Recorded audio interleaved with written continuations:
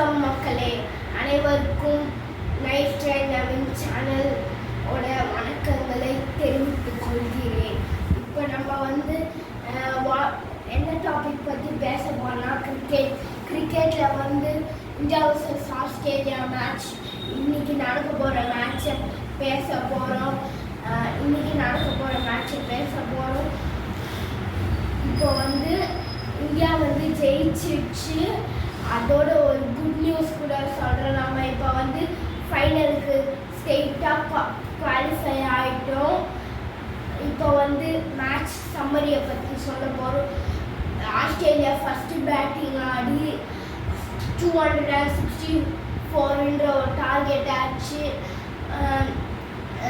Lead இப்போ 265 வச்சாங்க.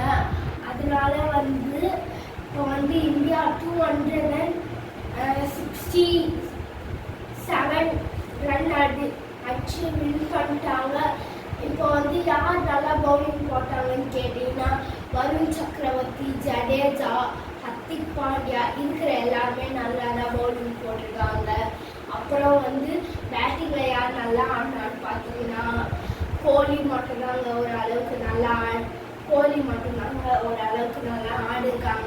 மீதி எல்லாரும் கொஞ்சம் அடிச்சு கொஞ்சம் கான்ட்ரிபியூட் கொடுத்து பார்ட்னர்ஷிப்பே வராமல் தோற்றுவோம்னு நினைக்கும் போது கோலின்ற ஒரு மனுஷன் மேட்சை அவர் பக்கம் தாங்கி பிடிச்சி இந்தியன் டீம் பக்கம் தாங்கி பிடிச்சி இப்போ நம்ம செஞ்சுரி அடிப்போம், கோலி செஞ்சுரி அடிப்போம்னு நினைக்கும் போது 84ல் அவுட் ஆகிட்டது கொஞ்சம் கஷ்டமாக தான் இருக்குது.